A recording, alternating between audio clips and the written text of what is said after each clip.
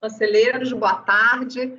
Estamos iniciando agora a nossa sessão da parte da tarde do dia 12 de maio, com a presença aqui do conselheiro Dornelas, em substituição ao conselheiro Toselli, e com o quórum completo, então, nós iniciaremos com o processo de número 59 da pauta, de minha relatoria, a recorrente à Fazenda Nacional, o interessado em expansion, transmissão e Tumbiara, Marimbom. Agora, Patrícia, a procuradora, a doutora Lúcia, já se encontra? Sim, doutora. Ela já está na sala de espera. Pode solicitar que ela entre e pode convocar o patrono também. Farei a convocação. Ok.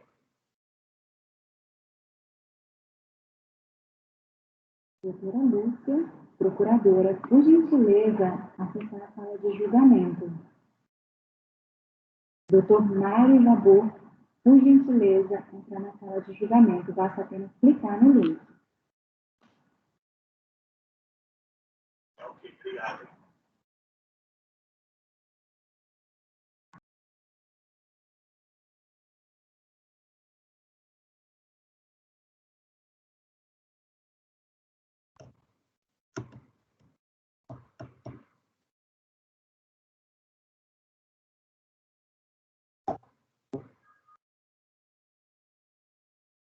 Boa tarde, doutora Lúcia. Mais uma vez, seja bem-vinda. Estamos aguardando o patrono do número 59. Doutor Mário, boa tarde, seja bem-vindo à nossa turma, à nossa sessão, da primeira turma da Câmara Superior de Recursos Fiscais. Vou dar início, então, ao relatório. Peço que o senhor coloque o microfone no mudo. Em razão da nova composição, doutor Mário, se o senhor quiser sustentar, em função da saída do conselheiro Toselli e da consultante conselheiro Dornelas, o senhor fique à vontade. Eu até vou contextualizar que esse processo, conselheiro Dornelas, ele saiu em vista para o conselheiro Fernando Brasil. Ele foi colocado em pauta na sessão, na reunião do mês de abril, ele saiu em vista, convertido em coletiva. Aí, no caso, eu votei por conhecer do recurso e, no mérito, dar provimento, tá?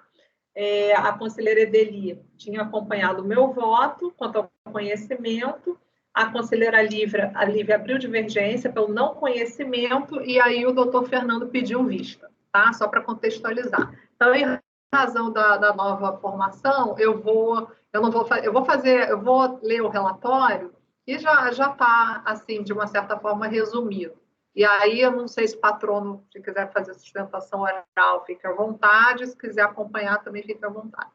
Trata-se de recurso especial da Fazenda, interposto em fase de decisão proferida no 14.02.001550, por meio do qual o colegiado, por unanimidade de votos, deu parcial provimento ao recurso voluntário para restabelecer a dedução das despesas tidas como provisões, à exceção do valor do 1.685,15, que a recorrente reconheceu ter provisionado a maior no ano de 2005, a título de TFSE, e afastar a exação relacionada à postergação de tributos. O processo trata do lançamento de RPJ-CSLL relativos aos anos de 2004, 2005 e 2006, decorrente de 3 infrações: glosa de despesa de depreciação, glosa de despesa com provisões consideradas indedutíveis pela fiscalização e na observância do regime de escrituração face à antecipação de custos ou despesas. Em linhas gerais, os fundamentos utilizados pela fiscalização, conforme relato da decisão recorrida, foram: então, na decisão recorrida, a gente tem a glosa de despesa de depreciação,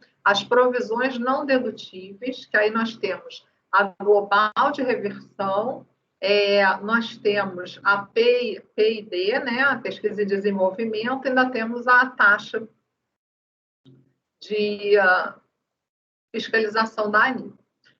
Com a ciência das autuações, o contribuinte apresentou impugnação, rebatendo individualmente as 3 infrações. A 15ª turma da DRJ Rio de Janeiro considerou improcedente a impugnação e manteve os lançamentos. Com a ciência da decisão, o contribuinte apresentou 2 recursos voluntários, um para o RPJ, outro para a CSLL, repisando basicamente os argumentos da impugnação. Aí veio o julgamento da 1402, que eu transcrevo a emenda, aqui abaixo.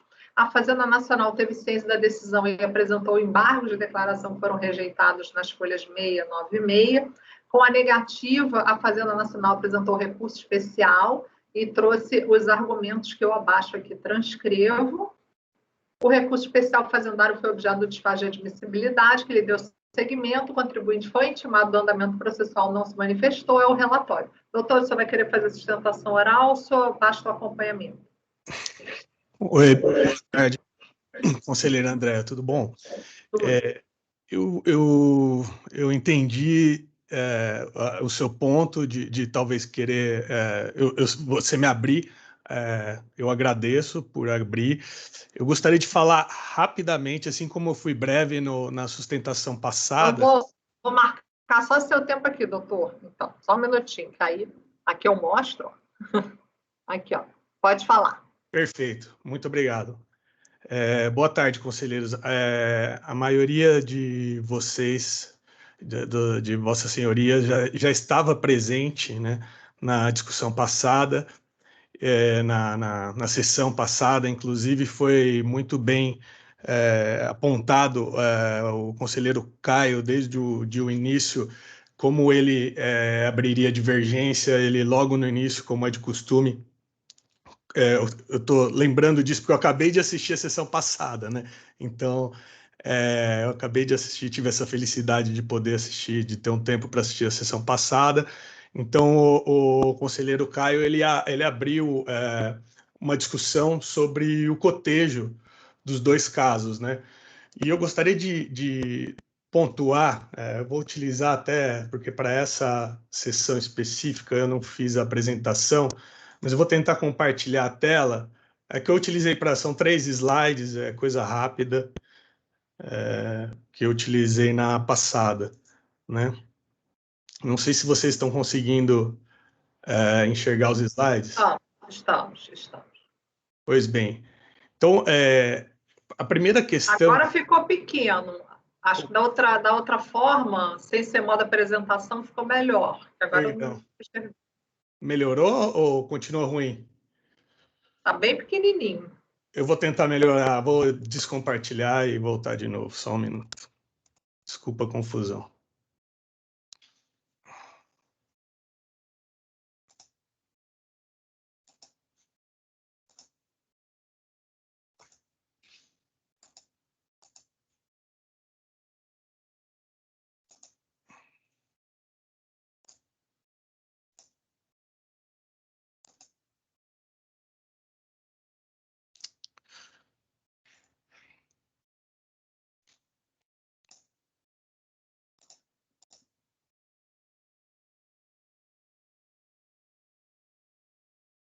Agora sim, melhor deixar assim. Sim. Tá. Como diz o meu um dos meus primeiros estágios, meu chefe já era um senhor, já ele falava essas maravilhosas tecnologias quando ele apanhava do computador. Então eu estou apanhando da maravilhosa tecnologia aqui, mas que é muito bom para a gente permitir esse julgamento. Então, o que eu coloquei assim que de diferença, tentei destacar nessa apresentação, né? Peguei um trecho do Acórdão Paradigma, que ele coloca que a P&D tem a natureza apenas potencial de se transformar em uma efetiva despesa. Esta última só se concretiza quando efetivamente incorrida e deve ser comprovada com documentação que lhe dê suporte. E outro trecho aqui, ademais, não existe qualquer peça explanatória que permita fazer sua associação com os investimentos alocados em 2018. Enquanto que no acórdão recorrido, no presente caso, o relator, conselheiro Pelá, ele conseguiu analisar a despesa e o contrato e a questão contábil e conseguiu, ficou demonstrado, ficou comprovado que contratualmente, faticamente e contabilmente existiu essa despesa, né? Então ele coloca: a despesa foi constituída no valor correto, respeitando o princípio da competência contábil. E mais, né? Ele conclui: portanto, uma vez demonstrado que a despesa foi constituída no valor correto, respeitando o princípio da competência contábil, não há que se afastar o reconhecimento do passivo. Então, esse é o primeiro ponto. Parece que a situação um pouco diferente, talvez até o acórdão paradigma, talvez até corrobore com a nossa tese, porque corrobora a nossa tese, porque lá ele não houve prova, no nosso caso houve prova, né? Então eu coloco aqui que pelos trechos do slide anterior fica claro que as situações tratadas são distintas, pois pelo estabelecido no acórdão paradigma, os documentos comprobatórios trazidos pela autuada não permite associá-los com investimentos alocados, enquanto que no acórdão recorrido ficou chancelado que a despesa foi constituída no valor correto, respeitando o princípio da competência contábil, não havendo que se afastar o reconhecimento do passivo, né? E, além disso, uma outra impossibilidade, além desse cotejo, que eu entendo que pelo cotejo não há a similitude fática e nem de legislação para que esse recurso seja conhecido, também, se por acaso entendesse que sim, que há similitude, deveria haver uma análise das provas, da contabilidade, dos contratos, das despesas, tudo isso comprovado nos autos por essa Câmara Superior, o que assim, reconhecidamente não é permitido pelos regimentos e pelas normas do CARF, né? A reanálise, o reexame de prova pela Câmara Superior. Então, na pior das hipóteses, se entendesse que fosse similar a disputa, a discussão, na pior das hipóteses, para o contribuinte, seria um ponto de conversão, devolução dos autos para a origem. Não consigo ver de outra forma, né? Com toda a vênia, com todo respeito ao entendimento contrário. E, por fim, só que a ilustre conselheira relatora já apontou bem, e eu gostaria de apontar novamente que o que se discute aqui é apenas a provisão para valores alocados para pesquisa em desenvolvimento, né? Então, 40% dos recursos pagos para projetos de pesquisa em desenvolvimento que a gente está discutindo aqui, não havendo que se reavivar todo o auto de infração. É só esse ponto que está sendo discutido. Por fim, demonstrando, mesmo que se adentre o mérito, está demonstrado que existiram as despesas com P&D, então é comprovado por contratos na Finatec, com a Gávea, com a Sensors, comprovados com contratos estabelecidos nos anos da autuação, inclusive, referentes à autuação, 2004, 2005 e 2006. Então, acaso se adentre ao mérito, deve ser reconhecido como despesa dedutível também. Então, no fim, nós pedimos pelo contribuinte que o recurso especial da Procuradoria não seja conhecido, que, se acaso seja conhecido, seja julgado totalmente improvido, e subsidiariamente, acaso seja provido, o que se admite só por hipótese, que não retome a integralidade da cobrança, porque, conforme bem delimitado pelo próprio relatório da ilustre conselheira, recurso especial está restrito à discussão de 40% de glosa de despesas lançadas a título de P&D. É isso, eu agradeço muito a atenção de vossas senhorias. Vou alterar aqui, parar de compartilhar a tela. Muito obrigado. Ok, doutor, então vamos lá. Eu vou pedir só para botar no microfone no mudo para não dar eco. Ok, então vamos lá.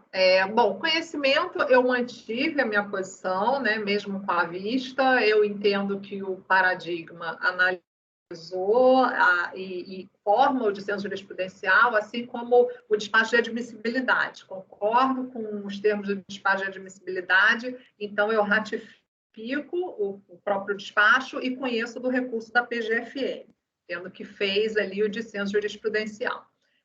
Quanto ao mérito, a questão trazida a debate pela Fazenda diz respeito à possibilidade de considerar como dedutíveis os valores alocados como provisões para futuros projetos de pesquisa e desenvolvimento a serem promovidos diretamente pela empresa nos termos da Lei 9991 de 2000. No acórdão paradigma, o colegiado entendeu que só existe dedutibilidade dos dispêndios, mesmo provisionados, quando efetivamente ocorridos com base na premissa de que não há como associar uma obrigação de investimento ao nascimento de uma despesa operacional, até porque o montante eventualmente gasto poderia, inclusive, vir a integrar como ativo o patrimônio da empresa.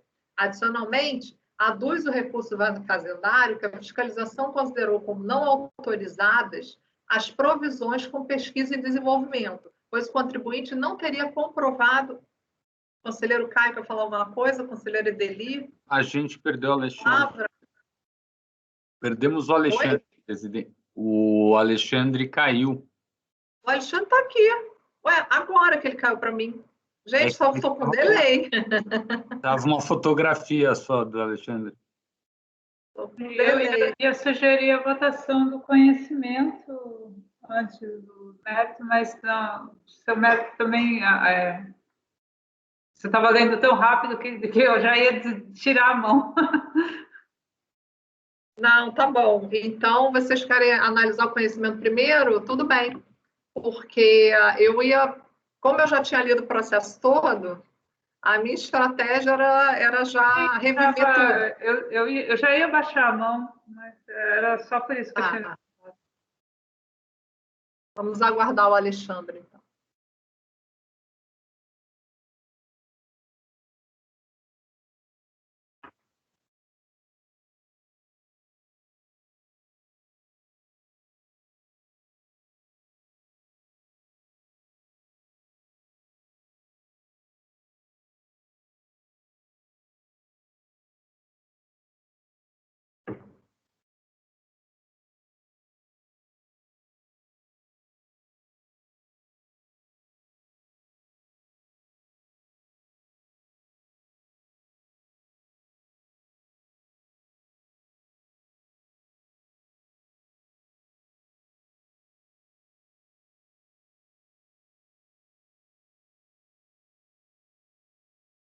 Eu vou buscar meu celular enquanto isso. Ok.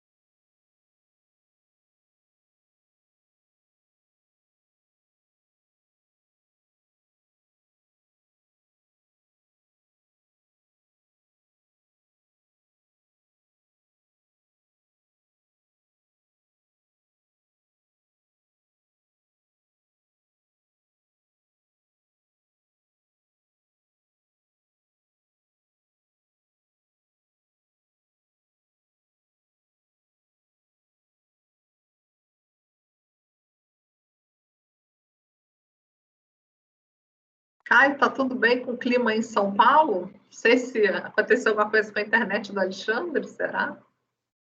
Olha, aqui no meu bairro tinha garoado um pouco, mas nada muito sério, não. E aqui está num dia bem cinza, bem curitibano. Ele está mudando de computador, ele me avisou. Ótimo.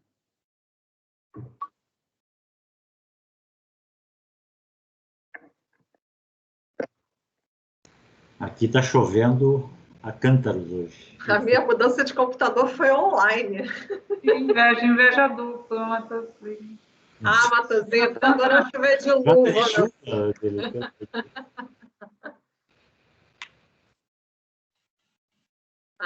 Tá jóia, Alexandre. Minhas plantas gostam de chuvinha. Vou, enquanto isso, tentando reiniciar o outro. Tá bom, tranquilo. Então, vamos lá, pessoal. Vamos então parar, tá? Porque o conhecimento, o que acontece? Eu entendi para mim que forma divergência e eu vou adotar os termos do despacho de admissibilidade. Não sei se algum conselheiro tem alguma ressalva quanto ao conhecimento, que eu já sei que a doutora Lívia, na outra sessão, entendeu, mas eu queria passar a palavra para o doutor Fernando, que foi quem pediu a vista, tá? Então, doutor Fernando, já que foi nesse ponto do conhecimento, então eu lhe passo a palavra para a gente continuar a discussão. Certo, presidente. Os dois processos, né? Ninguém tem dúvida que eles tratam da mesma matéria. E eu vou encaminhar pelo conhecimento, porque, na realidade, quando a gente olha o paradigma, a gente fica com uma impressão a respeito de características diferentes em razão da postergação. Então, lá no paradigma se dá uma ênfase, além, propriamente dito, da questão de se discutir se era provisão ou não, se haveria a questão da postergação, que era um pedido do contribuinte naquele processo. Nesse processo também teria essa mesma discussão, mas acabou não havendo porque justamente se entendeu que não tinha característica de provisão. Então, a partir do momento que o acórdão recorrido entendeu que aquela era uma despesa incorrida, ele não precisou avançar na questão da postergação, justamente porque ele achou que era dedutível já no momento em que foi registrado pelo contribuinte. Então, creio eu, até que seja o caso, né, hipoteticamente, de se falar aqui que era uma hipótese de conhecer do recurso e dar provimento ao recurso da Fazenda, até já adiantando, dependendo como for a discussão. Essa questão da postergação acabou não sendo discutida no acórdão recorrido, justamente porque se entendeu dedutível de imediato. Então, por essas razões, presidente, eu vou acompanhar no sentido do conhecimento do recurso. Ok, a doutora Edeli quer falar, né? Pode não. É só comunicar que eu fiz declaração de voto, coloquei na pasta acerca do conhecimento, compartilhar com o conselheiro Dornelas, que não estava aqui na sessão passada, a minha absoluta tranquilidade de conhecimento desse recurso especial, porque eu sou relatora do paradigma, que está, inclusive, pautado, estava pautado, mas foi retirado de pauta. Então, nessa declaração de voto, eu trago aqui todas as circunstâncias que lá no processo sobre minha relatoria, o paradigma é esse. Parece que são as únicas duas decisões que tem acerca do momento da dedutibilidade desses 40% que são destinados lá por determinação da ANEEL para pesquisa e desenvolvimento. Então, as empresas concessionárias têm a obrigação de alocar ali 1% da receita bruta distribuída em 3 rubricas, 40% para pesquisa e desenvolvimento, e a fiscalização glosa esses valores sob o entendimento de que se trata de provisão. E a defesa vem em 2 linhas, uma de que esse valor já é dedutível como obrigação legal, né, como imposição da ANEEL para esse setor, e a argumentação subsidiária que, de qualquer forma, eu apliquei esses valores em pesquisa e desenvolvimento, né? Então, eventualmente, a despesa já teria se processado.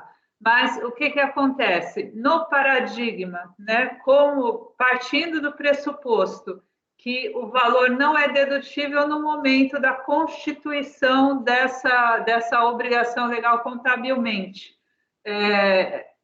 demandou-se, a contribuinte veio trazendo provas dos investimentos que ela tinha feito e começa a discussão que esses valores partes seriam ativados, né? Partes não representariam despesa imediata, né? Tem toda uma discussão no paradigma acerca do momento de dedutibilidade desses valores, quando não se admite que ele é dedutível no momento da constituição. Enquanto no recorrido, a questão já é liquidada na preliminar, né? Esse valor é dedutível no momento em que você contabiliza essa obrigação ali, apropriando o regime de competência correspondente à receita que gera essa obrigação.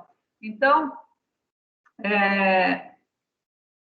eu fiz a declaração de voto para trazer os elementos lá do meu paradigma, e também circunstanciar essa questão de que realmente não são todos os valores, né? Não são, como o patrono bem destacou, a discussão aqui é em cima dos 40%, a relatora também, dos 40% que é destinado à pesquisa e desenvolvimento, e demonstro aqui também no meu voto que havia alegação nesse processo, como o patrono bem sustentou, de que ele já havia firmado contratos para aplicação desses projetos de pesquisa e desenvolvimento, mas essa questão nem é apreciada no julgamento do recurso voluntário, porque já se firma a dedutibilidade no momento da Constituição. Então, só quis fazer a declaração de voto para deixar bem claro aqui e reiterar a minha tranquilidade no conhecimento desse recurso especial. Não tenho dúvida nenhuma acerca de se tratar das mesmas circunstâncias fáticas, né? Praticamente identidade, né? O que muda são os sujeitos passivos, e de estarmos discutindo a partir da mesma legislação de regência do setor regulatório e a legislação tributária que veda a dedução desses valores, que no entendimento da fiscalização nos dois casos, veda a dedução desses valores por se tratar de provisão, né? Então, para mim, a dissídio jurisprudencial aqui perfeito. Ok. Professora Lívia, a senhora tem alguma consideração? Eu mantenho meu voto pelo não conhecimento, porque eu entendo que o paradigma ele está baseado na questão além dessa questão jurídica, da questão da ausência de prova. Ele fala, não existe qualquer peça que permita fazer associação com os investimentos alocados. Então, ele começa questionando a própria prova de que aquilo seria investimento ou não, e depois ele vem tratar do jurídico e além disso, não deve ser contabilizado na hora da Constituição, e sim posteriormente, né? Então, é o que está escrito aqui, é o que eu consigo defender do texto escrito, do voto lá do doutor Ricardo Marosi. Então, eu não consigo ver divergência jurisprudencial. Então, eu mantenho meu voto pelo não conhecimento, a princípio, presidente. Ok, doutor Fernando acompanhou o conhecimento, certo? Vamos passar para o doutor Dornelas, então. Como é que o senhor analisa o conhecimento? Está mudo, está mudo, está mudo. Presidente, eu dei uma olhadinha aqui no acordo paradigma, no recorrido. Eu acho que são situações semelhantes mesmo. Então, eu voto pelo conhecimento. Ok. Conselheiro Matosinho, como o senhor vota o conhecimento? Presidente, eu acompanho também a relatora quanto ao conhecimento. Conselheiro Alexandre, como vota no conhecimento? Obrigado, presidente. Eu vou acompanhar a divergência da conselheira Lívia. Conselheiro Caio, como vota no conhecimento? Presidente, como já expus na sessão passada, a mesma tranquilidade que a Edeli tem de conhecer, eu tenho de não conhecer aqui. Eu entendo que são premissas diferentes. Premissas para, né, naquele paradigma negar provimento, ele já está partindo de uma premissa de comprovação existência, e depois ele chega a adentrar esses temas jurídicos, mas não é propriamente decisório. Quando no do Carlos Pelá, ele já foi direto, partindo da premissa de que existia, de que estava contabilmente registrado e apropriado de forma lícita. Então, eu entendo que não foi instaurado o dissídio jurisprudencial aqui por premissas diversas. Ok, então ficamos assim. Conhecido por maioria, vencidos Lívia, Alexandre e Caio. Agora eu vou passar então para o mérito, tá? Bom, eu vou ler o mérito, aí, doutor Fernando, se tiver alguma questão também, aí depois eu passo a palavra, tá? Vou só rever o mérito aqui. A questão trazida a debate pela Fazenda diz respeito à possibilidade de considerar como dedutíveis os valores alocados como provisões para futuros projetos de pesquisa e desenvolvimento a serem promovidos diretamente pela empresa nos termos da Lei 9991 de 2000. No paradigma, o colegiado entendeu que só existe dedutibilidade dos dispêndios, mesmo provisionados, quando efetivamente ocorridos, com base na premissa de que não há como associar uma obrigação de investimento ao nascimento de uma despesa operacional, até porque o montante eventualmente gasto poderia, inclusive, vir a integrar como ativo o patrimônio da empresa. Adicionalmente, aduz o recurso fazendário que a fiscalização considerou como não autorizadas as provisões com pesquisa e desenvolvimento, pois o contribuinte não teria comprovado a contabilização de despesas relacionadas a essa rubrica. Assim, não bastaria apenas o cumprimento abstrato do previsto 9991 de 2000, pois a simples contabilização do investimento em P&D revelaria apenas o potencial de se transformar em efetiva despesa, que só se concretizaria quando efetivamente incorrida. Por fim, a recorrente enfatiza a falta de comprovação documental das despesas glosadas nos projetos relacionados às provisões, destacando que o antigo regulamento do imposto de renda expressamente relaciona quais seriam essas provisões dedutíveis. Por outro lado, o acórdão recorrido entendeu que os encargos setoriais relacionados às provisões fazem parte das políticas públicas para o setor elétrico. Estão previstos em lei, razão pela qual não teriam natureza de provisão, mas de passivo constituído para honrar obrigação líquida e certa, que deve ser paga pela recorrente no curso do ano calendário, além de se mostrar uma obrigação legal. Ora, o fisco acusa o contribuinte de não ter comprovado os projetos em que os recursos provisionados a título de P&D foram aplicados. No que se refere a esta glosa, objeto da divergência em foco, vale dizer que no TVF aduz-se que a 13ª subcláusula do contrato de concessão número 83 de 2002 estabelece que a fiscalizada está obrigada a aplicar anualmente um montante de no mínimo 1% de sua receita operacional líquida em pesquisa e desenvolvimento do setor elétrico, conforme a lei já citada 9991 de 2000, artigo 2º. É bem verdade que desde quando proferida a decisão da RJ Rio de Janeiro, já se verificou que a glosa decorreu da empresa não ter logrado êxito na comprovação dos projetos em que tais recursos provisionados foram aplicados e, diante do artigo 335 do Rio 99, somente são dedutíveis na determinação do lucro real as provisões expressamente ali autorizadas. A empresa junta em sua defesa os contratos de folhas 295 a 343 para alegar que tais documentos identificam e comprovam de forma irrefutável os projetos de P&D.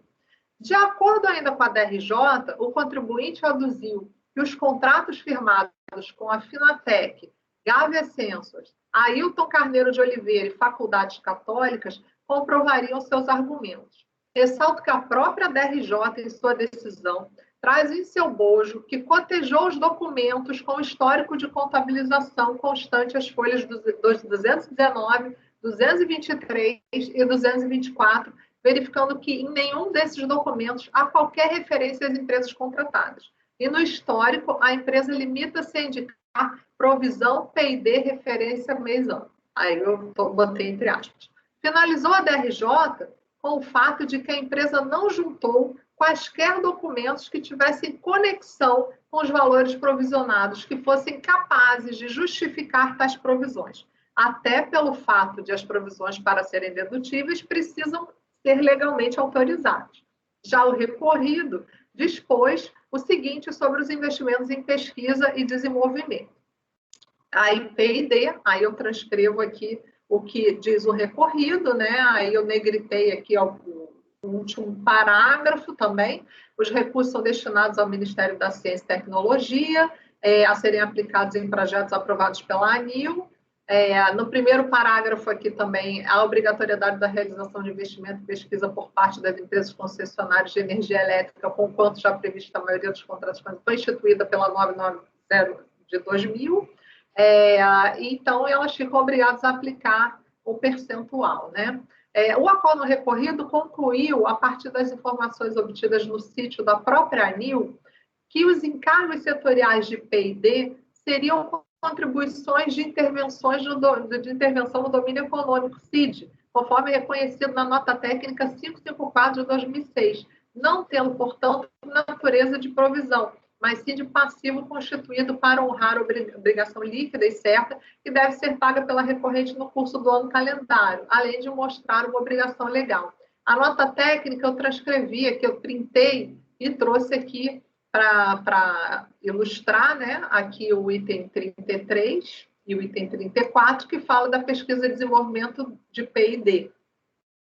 Nesse sentido, entendeu o recorrido, então, que aí sairia, né, de todo o arcabouço trazido no TVF, e que, então, seria uma despesa dedutível nos moldes do 299. O recorrido, ele saiu do plano do TVF e foi para o artigo 299. Aqui, data máxima vênia, estamos tratando de uma autuação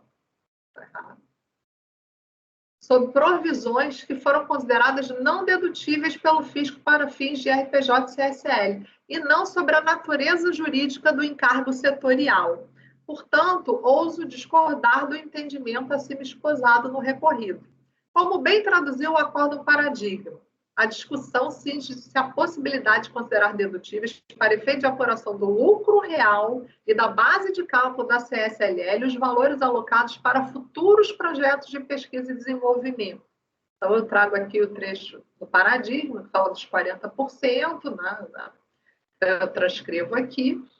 Novamente, isso só se concretiza no último quando há o efetivo dispêndio, e esse pode ser inequivocamente comprovado. Assim, com devido respeito, entendo que a tese do recorrido não pode ser aceita. Além disso, verifica-se que desde a DRJ já não se observa, não se observa qualquer comprovação documental acerca dos valores provisionados. Reputo, portanto, correto o caminho trilhado pelo recurso especial, defendendo o descompasso entre a constituição da provisão e a efetiva ocorrência da despesa, e que é a tese do paradigma com o qual me coaduno. Diante do exposto, voto por dar provimento ao recurso fazendário, restabelecendo as glosas realizadas a título de P&D. Eu realmente entendi que o recurso versava apenas sobre P&D, restringia a minha análise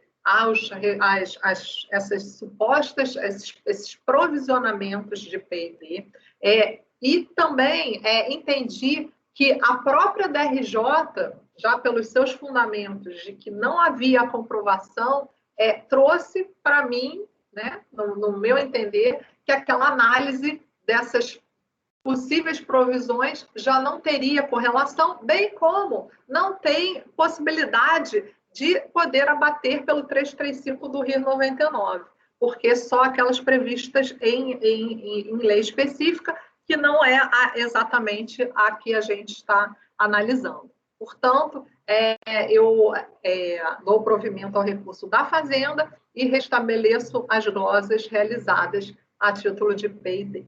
É o meu voto. Doutor, já vou lhe dar a palavra.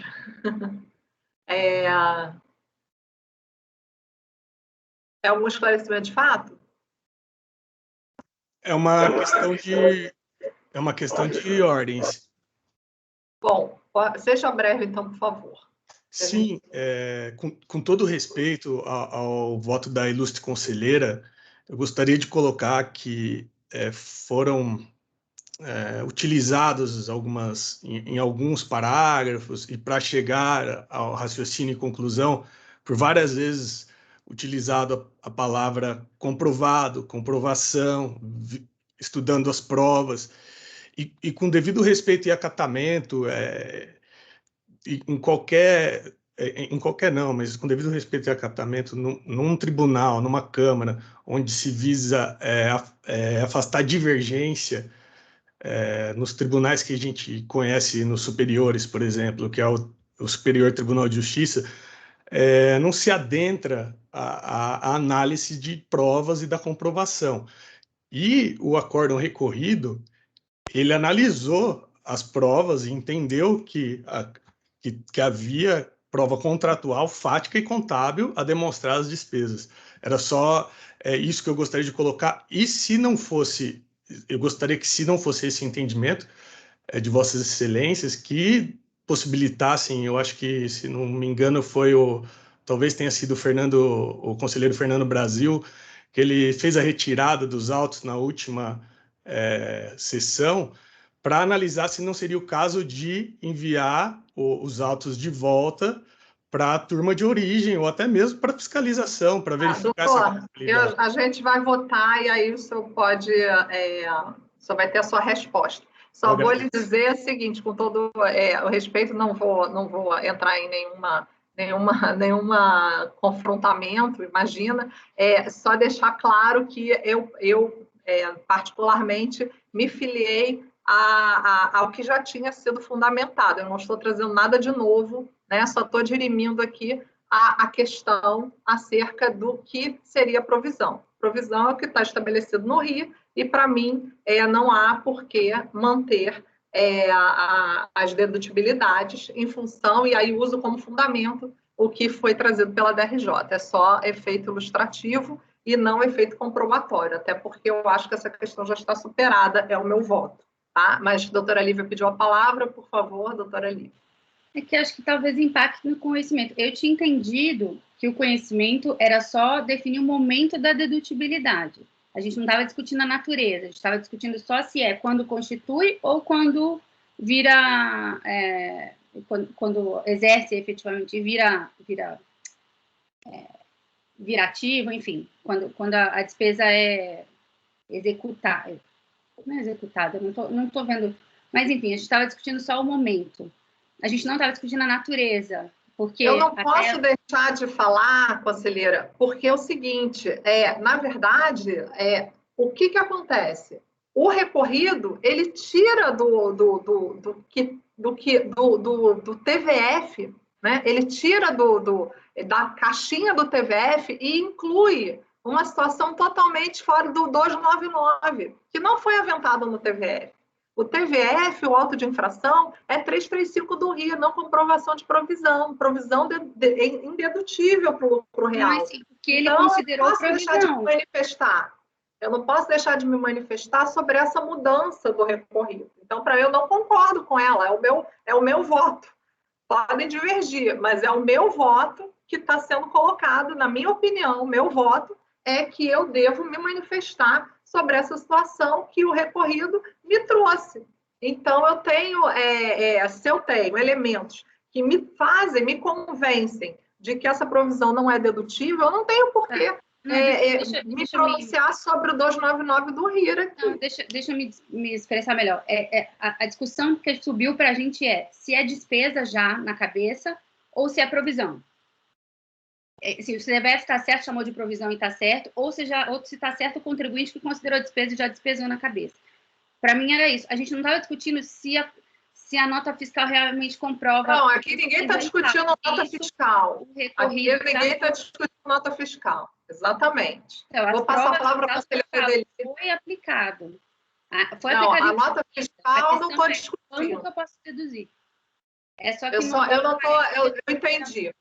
Não estou discutindo nota fiscal nem documento, estou discutindo a minha posição. Então, vou passar a palavra para a conselheira dele e depois o doutor Caio.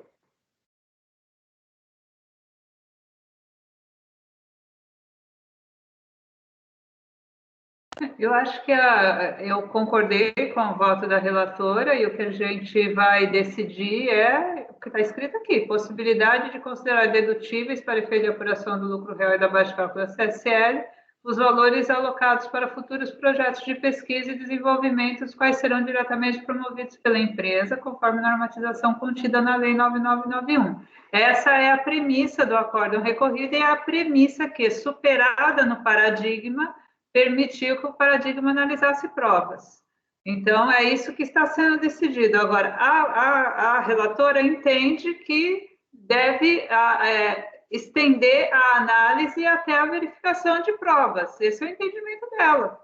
Agora, a gente decide, cada um com a sua convicção, né, sobre como deve ser decidida a divergência, como deve ser conduzida a decisão da divergência.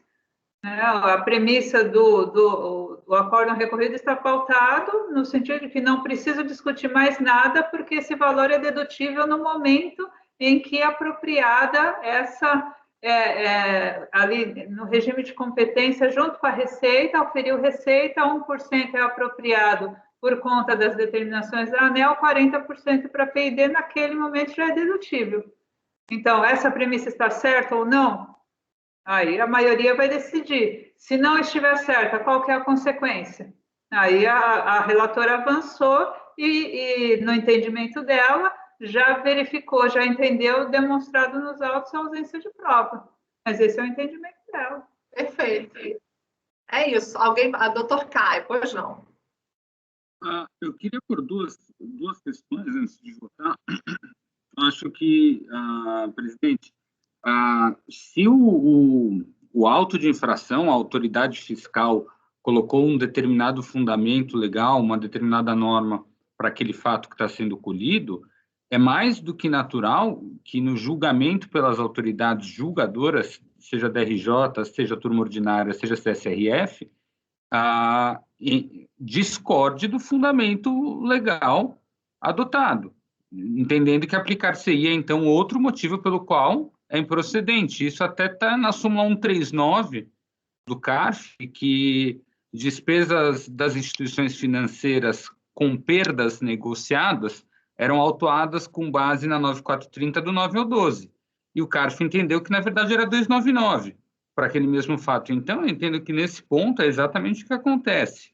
E a gente não pode inverter e pôr a premissa da autoridade fiscal, do auditor fiscal singular, acima do entendimento de uma turma colegiada no segundo grau de jurisdição, né? Então, acho que se o entendimento daquela turma foi que aplicava o 299, não pode ser fundamento de invalidade da decisão o próprio TVF, né? Porque... Não estou dizendo que a decisão é inválida, não. Estou dizendo só que eu não concordo. Sim, mas... Existe uma diferença muito grande. É só o meu voto. Sim, Aí todo mundo tem direito de discordar. Então, tá? Sim, mas o fundamento não pode ser o próprio TVF. Mas aí, no meu caso, eu entendo, né? Cada um entende. Meu entendimento é assim. É o que eu estou, assim, é o que eu vejo um TVF, vejo que a gente tem que discutir em cima daquilo, né? Como eu enxergo o processo administrativo. Tem pessoas que enxergam que é o controle da legalidade. Então, cada um tem uma visão do processo administrativo. Eu tenho a minha, com todo o respeito do doutor Caio, mas é a minha visão do processo administrativo. Como tem aqueles que entendem que deve fazer o controle da legalidade. Inclusive, às vezes, uma despesa não comprovada vira uma despesa não necessária, justamente por esse controle da legalidade, mas compreendo o que o senhor está falando, só que eu procuro ser mais restrita e faço o exame do que está na LID. É só isso. Tá ótimo. E o segundo ponto, bom, eu acho que ficou claro minha posição. Eu acho que o segundo ponto é que a gente não pode agora, em esfera especial de jurisdição, trazer a suposta falha documental que, quando o contribuinte estava em esfera ordinária e poderia fazer a prova, não foi questionada. E se assim, pelo menos determinar o retorno. Ok? Então é isso, mas eu continuo dizendo que você não pode dizer que uma decisão é improcedente porque o TVF, porque ela está, na verdade, ela revê o TVF, né? Mas eu não disse isso, eu digo só que o recorrido ele saiu um pouco da caixinha do TVF, só isso. Mas porque a minha visão do processo administrativo ela é um pouco mais diferenciada. Ok. Conselheiro Matosinho, por favor. Eu estou acompanhando esse debate e eu só salvo engano, entendi que o TVF defende que a provisão é indedutível. A turma recursal entendeu que não era uma despesa, que não era uma provisão, e a discussão se dá em torno disso. O fato da relatora entender que é provisão e acompanhar o TVF, não acho que ela está se fundamentando no TVF, ela está se fundamentando na convicção de que é uma provisão e, portanto, não dedutível. Ponto diferente, me parece, e aí eu posso concordar aí com o Caio, é quanto à verificação, então, da comprovação. Eu acho que aí seria passo seguinte, que se tivesse já sido compreendido no julgamento anterior, nós não poderíamos estar conhecendo do recurso. Se estamos conhecendo é porque não foi conhecida a parte relacionada à comprovação. Então, uma vez acolhido, me parece que o procedimento correto é devolver a matéria para que se examine se, aí nas condições de execução da despesa, se comprovou. Então, essa provisão se torna, sim, efetivamente uma despesa, e se ela foi deduzida ao tempo correto ou não, né? Aí cabe ao colegiado examinar. Me parece que seria esse o sequenciamento da discussão, se eu não estiver enganado. Doutora Lívia, pode falar. Só que por isso é que o voto condutor, ele fala, vale acrescentar o voto do recorrido, né? Conforme estou comprovado, porque existe uma dúvida da prova, aí a recorrente apresentou provas, inclusive, no recurso, aparentemente. Conforme estou comprovado pelos documentos apostados pela recorrente, aos autos, despacho da ANEEL, com exceção do valor de 1.600, que a recorrente reconheceu ter provisionado a maior, os valores provisionados foram todos contabilizados conforme valores estabelecidos no despacho da ANEEL. Portanto, uma vez demonstrado que a despesa foi constituída no valor correto, respeitando o princípio da competência, não há que se afastar o reconhecimento do passivo. Então, aparentemente, o acórdão recorrido aceitou as provas, falou, ok, o valor está correto, vamos discutir só o momento. E aí ele passa a falar, o momento também está correto. Então, me parece que a questão de valor, aqui a gente já superou, o acórdão já analisou, não seria nem o caso de retornar, porque já foram apresentados os documentos, já foi analisada essa prova. Ok, pessoal, então vamos votar. Conselheira Edeli, como vota? Ah, doutor Matosinho quer falar ainda? Pode falar. E aí é que eu divirjo da Lívia, porque me parece que ali ele fala que está corretamente provisionado, está comprovado que a provisão está de acordo. Isso não comprova a execução da despesa, que é o segundo momento. O fato que autorizaria a despesa me parece que não foi examinado. Entendeu? Eu reli, eu também, num primeiro momento, até tendi a não conhecer, porque parecia que, não, mas essa questão de prova, uma está aprovada, outra não está, né? Mas não me pareceu ser isso, Lívia. Eu acho que está comprovada que está correto o provisionamento. Vamos lá, conselheiro Caio ainda quer falar, né? Pode falar, conselheiro. Só para esclarecer, Matosinho, eu acho que aí está a questão do conhecimento de premissas diferentes. Não estou ouvindo, não estou ouvindo. Está cortando, peraí. Está picotando. Som.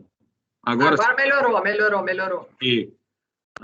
Eu acho que é isso que a gente volta da premissa, porque o Pelá, ele entendeu que basta provisionamento, que foi a forma como ele escreveu. Ele entende que automaticamente que você tem a obrigação legal de destinar aquele valor lá, a partir do momento que você provisionou, o regime de competência está incorrida a despesa. Então, essa é a premissa. Dentro da leitura do Pelá, a prova é contábil, basta. Entende? Então, por isso que eu falei que a gente não pode agora trocar a premissa, né, para exigir outro tipo de prova, sendo que ao longo do processo ela não teve chance de ter sido construída. Entendeu? Matosinho, vou lhe dar a palavra e depois a gente vota. Porque a gente tem um monte de processo pela frente. Vamos lá. Porque se é assim, então o voto da relatora deve exaurir a matéria. Então, é provisão ou é despesa. E aí eu não acho que falar em retorno. Aí eu reformulo até esse raciocínio. Então, ou não é. Essa seria... E aí a relatora já encaminhou no sentido de não considerar uma provisão não dedutível. Né? Obrigado, presidente. Ok. Conselheira Edeli, como vota? Vamos lá.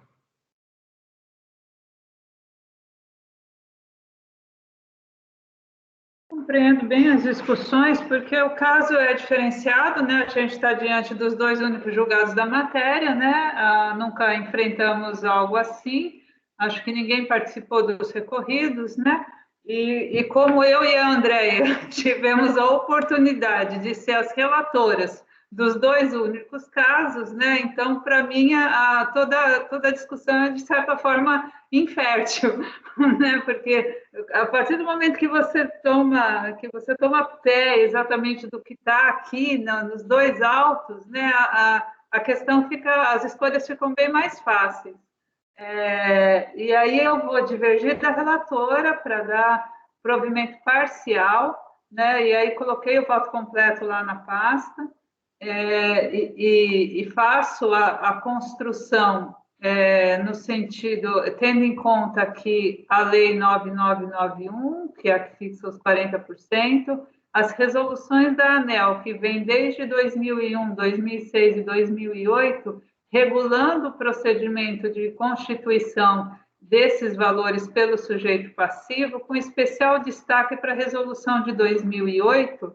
A de 2006 já trazia, no seu artigo 4º, a definição dessa obrigação de aplicação, obrigação legal de aplicação de recursos em PID, inclusive determinando que elas fossem mantidas contabilmente e sujeitas a juros até o momento da aplicação. E especialmente a resolução de 2008, que tornou, inclusive, que constituiu uma penalidade. Ela está aqui na frente. Mas deixa eu ler aqui depois das resoluções da ANEEL para frente.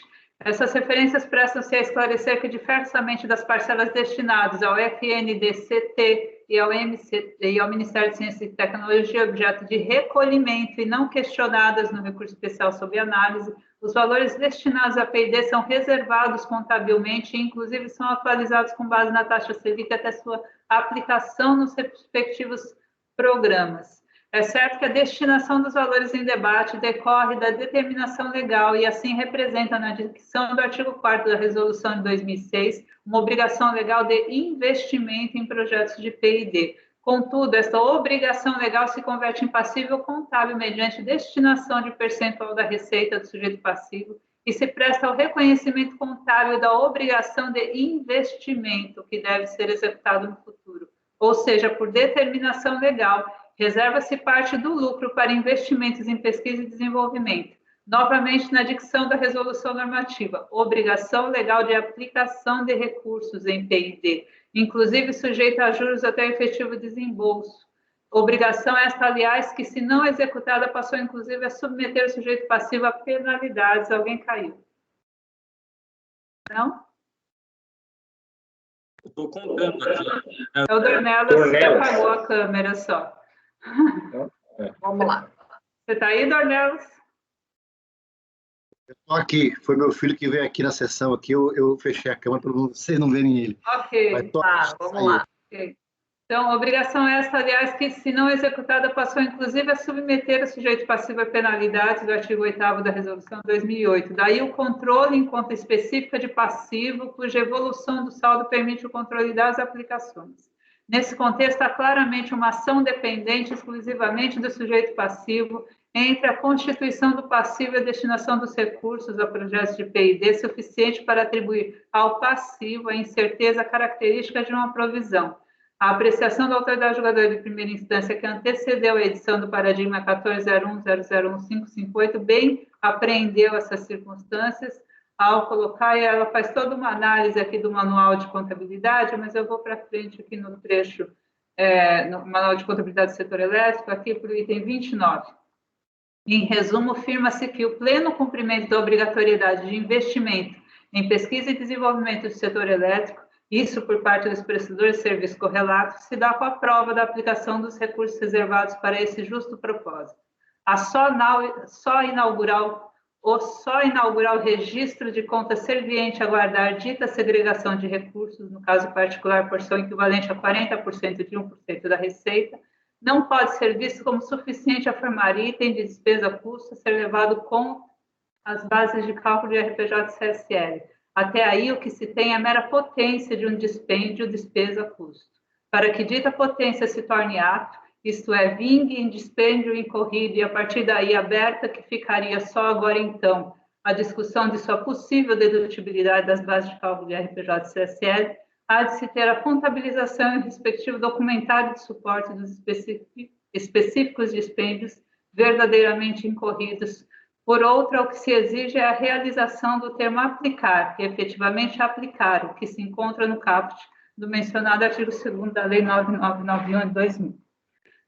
Interessante notar, palavras minhas, que o Manual de Contabilidade do Setor Elétrico, publicado pela ANEEL atualmente na versão 2015, determina o registro da constituição dessa obrigação em contrapartida débito de conta redutora da receita líquida a título de encargos do consumidor, e prevê no ativo circulante a conta de serviços em curso, na qual são contabilizados, dentre outros, valores relativos aos gastos com pesquisas de desenvolvimento de eficiência energética para, no encerramento da ordem de serviço correspondente, o resultado do investimento ser transferido para a subconta dos grupos imobilizados ou intangíveis, ao mesmo tempo que o passivo acumulado com a destinação obrigatória deve ser debitado para a transferência do valor correspondente para subconta do passivo não circulante destinado à contabilização das imobilizações constituídas com recursos do Programa de Pesquisa e Desenvolvimento. Ou seja, uma parcela da receita oferida pelo sujeito passivo deixa de integrar o resultado do período, é acumulado em conta de passivo e, ao final, seu saldo integrará a conta de passivo não circulante.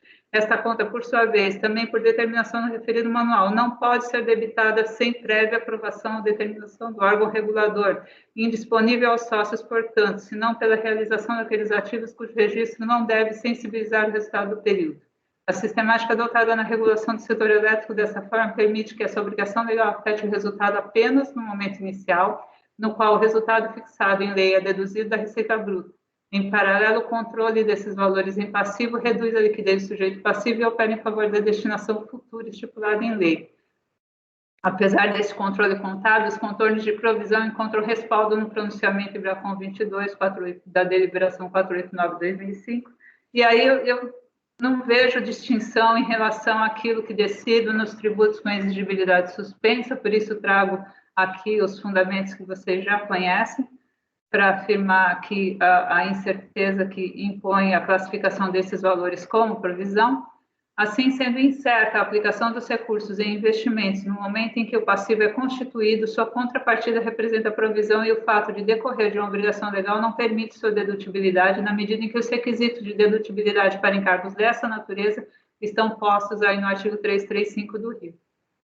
Logo, ausente previsão expressa autorizando a dedução dessa provisão na apuração do lucro tributável, inclusive para fins de cálculo da CSL, nos termos do artigo 39249, deve prevalecer a conclusão do paradigma, na parte em que afirmou a indedutibilidade de tais destinações, sob os fundamentos lá expressos que eu transcrevo.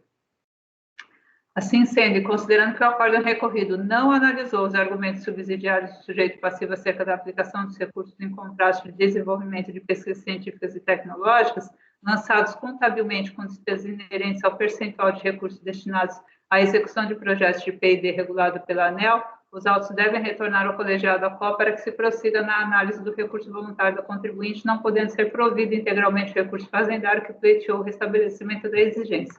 É nesse ponto que divirjo da relatora, que entendo que o provimento é parcial com retorno ao colegiado ACO. Matosinhos, você está lá? Ah, tá. Então, quer falar, Caio? Não? Ah, tá. Eu só gesticulei, você está Tá bom. Tá bom. Então, ok. Conselheira Edeli deu provimento parcial com retorno ao colegiado ACO. Conselheira Lívia, como vota? Posso fazer uma pergunta antes? Ah. Esses valores, a empresa é obrigada a destinar a pesquisa e desenvolvimento.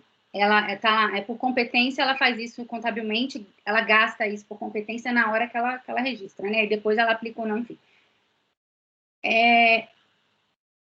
Esse valor ou vira um ativo dela, né? Porque vira a pesquisa que vai, ou vira despesa. Futuro incertamente, uma das duas coisas. Futuro incertamente sai do passivo e pode ir para despesa ou para ativo. E eu só sei disso depois. Exatamente.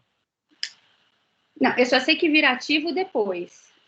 Veja bem, é interessante. Olha como esse caso é interessante. Porque você faz uma provisão, né? É muito legal esse projeto.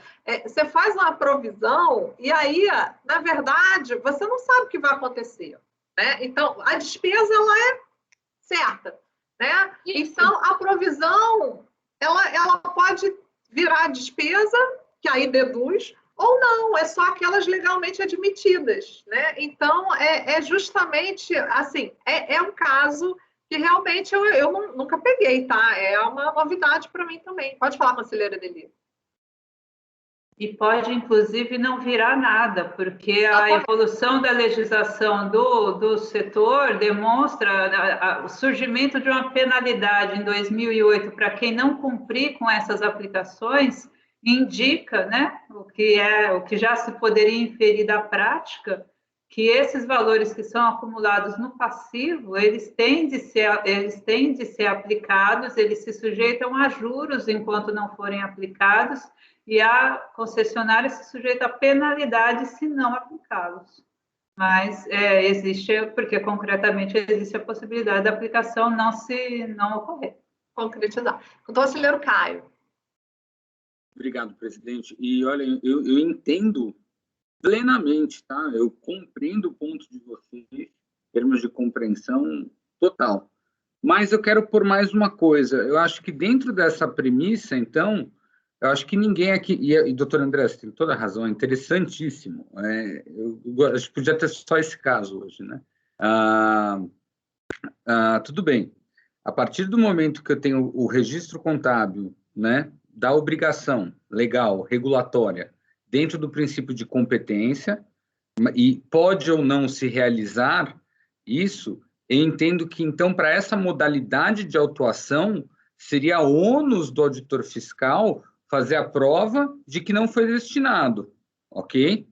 Então, eu estou tentando até adicionar, eu acho que dentro da premissa, então, a partir do momento que, pelo menos, se eu olhar para o princípio de competência e como funciona o registro contábil de ocorrências de custos e despesas, a partir do momento que eu tenho a obrigação legal, eu já posso fazer o registro, ok? E aí, isso eu concordo com vocês, pode ser destinado ou não. Então, eu entendo que para a glosa deveria o auditor ter ele comprovado que não foi destinado. E não se adiantar, e aí sim, e entrar com a tese genérica de 335. Porque eu acho que, eu repito, na minha visão, claro, e do Dr. Carlos Pelá, existe um erro de tese do senhor auditor aqui. Ele simplesmente está tratando isso como se fosse uma dedução de um provisionamento ordinário qualquer, mas não de uma obrigação legal, um custo regulatório previsto em lei, que pelo regime de competência, ele já vai gerar 100% da plenitude dos seus efeitos contábeis. Aí o auditor, data máxima vênia, deveria ter, em momento secundário, terciário até, entende o que eu quero dizer? O primário, registro, secundário, vencimento da obrigação, terciário, fiscalização. Ele vai falar, você foi lá, no regime de competência, registrou, você incorreu na obrigação e não a saldou.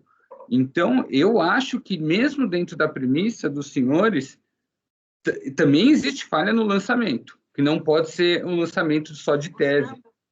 A Siri acha que eu estou... Oi, eu vou passar então a palavra para a doutora Edeli. Eu quero acrescentar esse argumento. Ok. Conselheira Edeli. Só para também colocar para vocês a minha clara percepção de que não é isso que estamos decidindo. Tanto que, no paradigma, sobem duas matérias, postergação e indedutibilidade como provisão. Então, você só chega a discutir eventual invalidade do lançamento por não ter respeitado postergação se você superar a premissa de que esse valor não é dedutível no momento da constituição da obrigação legal. Então, é isso que estamos decidindo, se esse valor é dedutível no momento da constituição contábil da obrigação legal.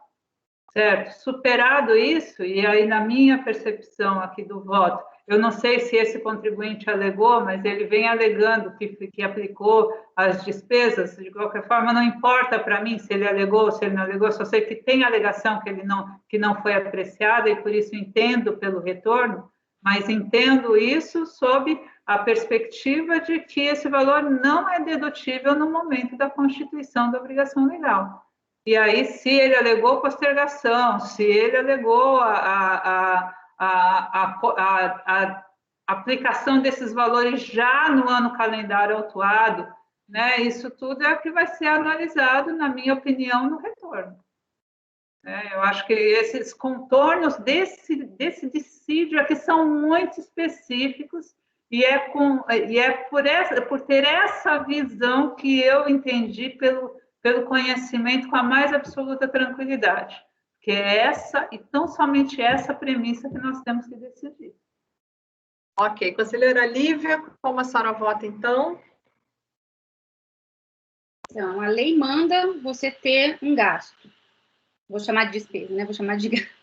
A lei me manda ter um gasto, que pode depois vir a ser um gasto, ou pode vir a ser um investimento, e pode ser que eu não gaste, mas aí se eu não gastar, que me provem que eu não gastei, e me glosem por eu não ter gastado, e não porque a lei me obriga a ter um gasto, e eu... Então, enfim, a acusação não é você não fez.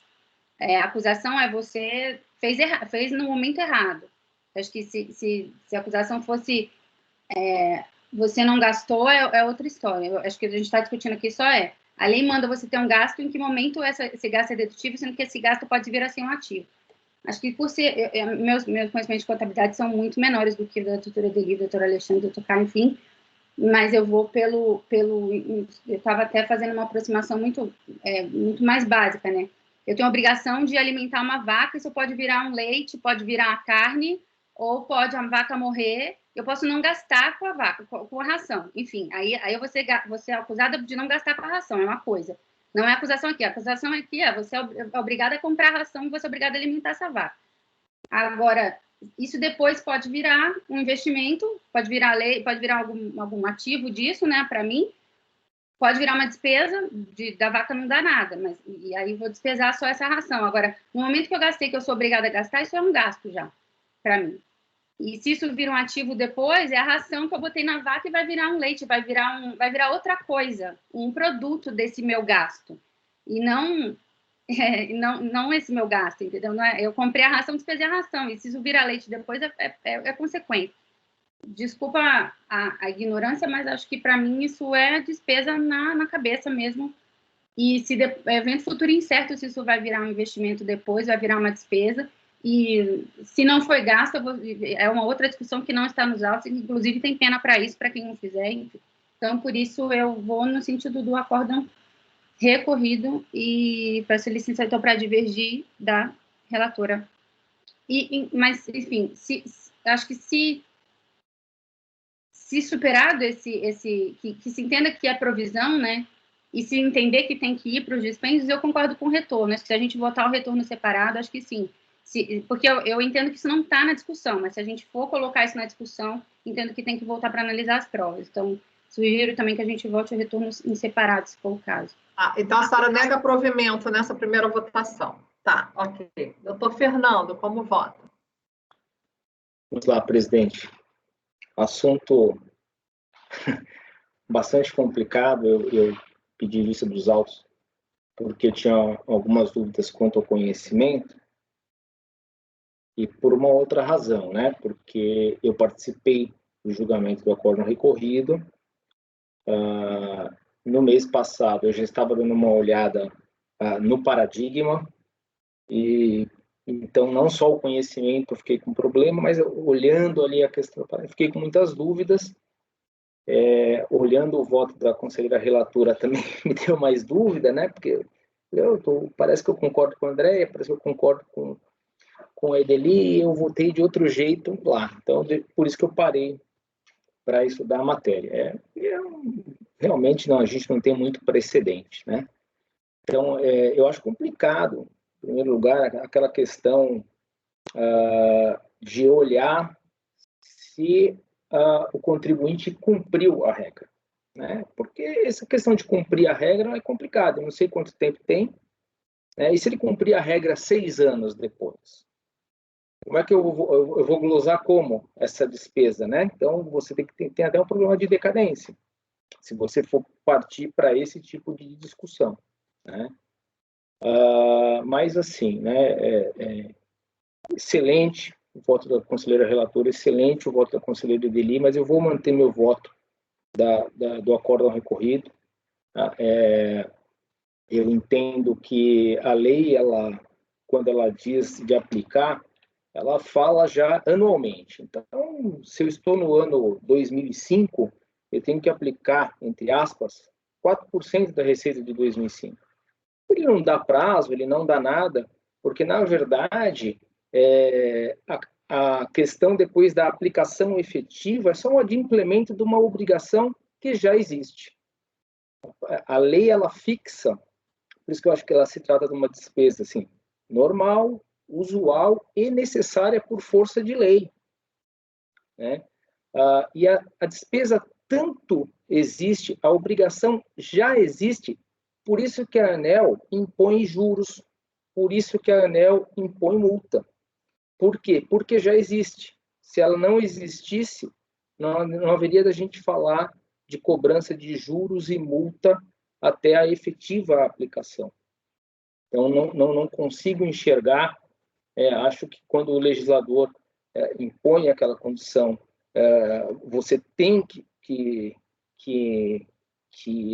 reservar 1% da sua receita, no mínimo, né, aplicar 40% nisso, ele já te impôs uma obrigação. Você vai ter aquilo ali, ele é devido, né, na forma do regulamento da ANEEL. Né? Tanto que é o que eu digo, né? Digamos que a obrigação fosse cumprida 7 anos depois, e aí o que a gente faria? Do mesmo jeito que ele fala, é 1%. Se ele fala que a despesa é de 1% da receita, é nesse ano. Porque senão, se eu tiver em 2008, porque daí eu vou deduzir em 2008 uma despesa equivalente a 1% da minha receita de 2005. Não faz muito sentido isso. Né? Então, eu creio que o legislador foi lá, criou uma obrigação, né? E veja que não é uma obrigação para com terceiro, é uma obrigação de investimento em P&D, né? Que seria dedutível de outra maneira. Né? Se o contribuinte fizesse essa aplicação sem a lei dizer nada, aí sim, ou ia ser no momento em que ele efetivamente tem o desembolso, ele ia ativar isso para depois jogar via depreciação, enfim, de outra maneira, e acabaria influenciando o resultado. Né? Mas para não deixar, até pelas necessidades do setor elétrico, de altos investimentos, criou essa obrigação de o contribuinte já reservar, aquele valor já não está disponível, digamos, para o contribuinte, ele não vai poder aplicar aquele valor, não vai poder distribuir aquele valor, porque ele terá essa obrigação, sim, de efetivamente aplicar em P&D. E a obrigação já existe. Tanto é que a própria ANEEL prevê juros e multa. Se não houvesse juros e multa, né, se não houvesse a obrigação, como é que poderia ser cobrado juros e multa sobre aquele valor? Então, por essas razões, eu respeito muito, admiro o voto, brilhante voto, tanto da conselheira Andréia quanto da conselheira Edeli, mas vou manter meu posicionamento da decisão recorrida, e nesse caso aqui eu nego o provimento ao recurso da Fazenda. Ok, conselheiro Dornelas, que está no lugar do Tozelli. Gente, boa tarde. Aparece para votar, então. Vocês não estão me vendo de novo? Não estou te... Vocês estão vendo o Dornelas? E agora?